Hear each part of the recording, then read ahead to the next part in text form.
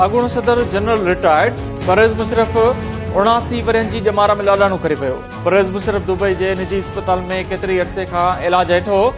मुशर्रफ जे तदफ़ीन पाकिस्तान में कई वेंदी या दुबई में ई दफ़नायो वेंदो, इन हवाले सां हतमी फ़ैसिलो न थी सघियो। Chairman joint chiefs of staff committee general Sahir Shamshad Mirza ऐं army chief general Asim Munir पारां परवेज़ मुशर्रफ जे लाॾाणे ते अफ़सोस जो इज़हार, संदसि बुलंद दर्जन लाइ दुआ।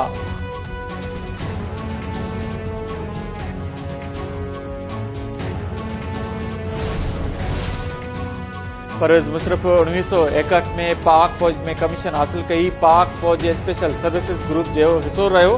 परवेज़ मुशर्रफ 1965 में ऐं 71 जी जंगनि में भी हिस्सो वरितो।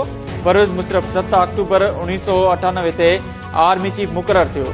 12 अक्टूबर 1999 ते नवाज शरीफ जे हुकूमत जो तख़्तो ऊंधो कयो। 2002 में रेफरेंडम कराइण खां पोइ सदर थियो। परवेज़ मुशर्रफ 3 नवंबर 2007 ते एमरजेंसी लागू करे जजिस खे नज़रबंद कयो।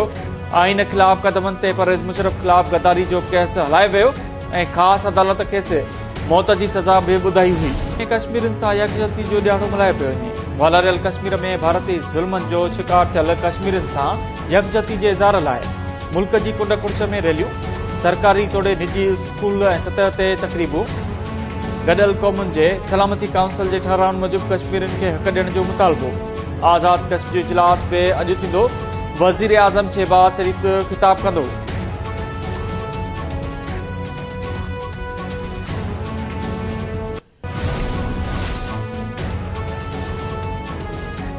वज़ीर आज़म शहबाज शरीफ चयो आहे त भारत 75 सालनि खां कश्मीर ते नाजाइज़ कब्ज़ो करे रखियो आहे। 5 अगस्त 2019 वारनि भारती गैरकानूनी कदमनि खां पोइ सूरत बदतरीन थी चुकी आहे। भारत जे गैरकानूनी ऐं हिक तरफ़े कदमनि खे पाकिस्तानी ऐं कश्मीरी अवाम रद्द करे चुका आहिनि। योम यकजहती कश्मीर जे मौक़े ते पैगाम में वज़ीर आज़म चयो त वालारियल कश्मीर में इंसानी हक़नि जी सूरताल पाकिस्तान ऐं समूरी दुनिया लाइ गणती जोगी आहे। कश्मीरियुनि सां गॾु बीठल आहियूं। भारत जे वछाणे कदमनि खे आलमी सतह ते उजागर कंदा रहंदासीं। परॾेही वज़ीर बिलावल भुट्टो ज़रदारी कश्मीरियुनि जी जदोजहद खे सलाम पेश कंदे चयो त भारत खे वालारियल कश्मीर में इंसानी हक़नि जूं भञकड़ियूं बंदि करणियूं पवंदियूं।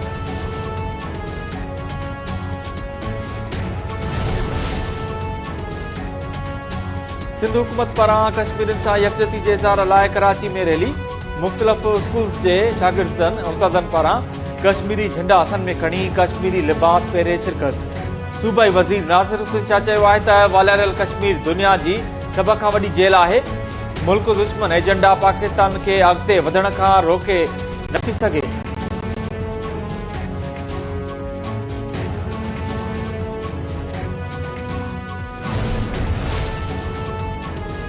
सिंध जे मुख़्तलिफ़ शहरनि में कश्मीरियुनि सां यकजहती जे इज़हार लाइ धार धार रैलियूं ऐं तक़रीबूं, माण्हुनि जे वॾे अंग में शिरकत। कराची, दादू, खैरपुर, नवाबशाह, कंदकोट, कुंडरी, कोटड़ी, भरिया सिटी ऐं ॿियनि शहरनि में रैलियूं कढियूं वयूं। अॻुवाणनि जो चवणु आहे त वालारियल कश्मीर में भारती ज़ुल्म जी इंतिहा आहे ऐं भारत इंतिहा करे छॾी आहे। गॾियल क़ौमूं पंहिंजे ठहराइण ते अमल कराए कश्मीरियुनि खे हक़ ख़ुदि इरादत ॾियारीनि।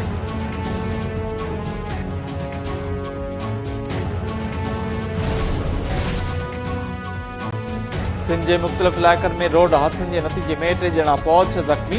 सेठार जा वेझो ट्रैक्टर ट्राली जे टक्कर में नौजवान फौत।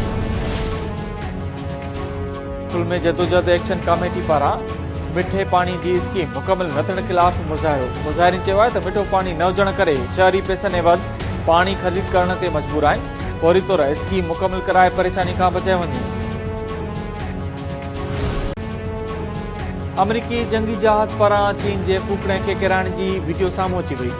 अमरीकी फ़ौजी जे सीनियर अमलदारनि मूजिबि F-22 जहाज़ मिसाइल ज़रिए चीनी फूकणे खे टारगेट कयो। पेंटागन बि तस्दीक कंदे चयो त ॾखिण कैरोलिना जे समुंड ते चीनी फूकणे खे निशानो बणायो वियो। सदर जो बाइडन पारां अमरीकी फ़ौज खे वाधायूं। चीन फूकणे खे किराइण वारे अमरीकी कदम ते अफ़सोस जो इज़हार कंदे चयो त फूकणो मौसम जी सूरताल मालूम करण लाइ हवा में छॾियो वियो हो, ग़लतीअ सां अमरीका तरफ़ हलियो वियो।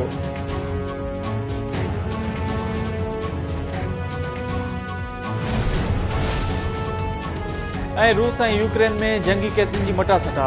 ॿिन्ही मुल्कनि 200 कैदी हिक ॿिए जे हवाले करे छॾिया। रूस पारां 2 बरतानवी रज़ाकारनि जा लाश बि यूक्रेन हवाले। यूक्रेन पारां 116 कैदी वापसि वतन पहुचण जी तस्दीक। यूक्रेन जे जेलनि मां बि 63 रूसी जंगी कैदियुनि खे आज़ाद कयो वियो।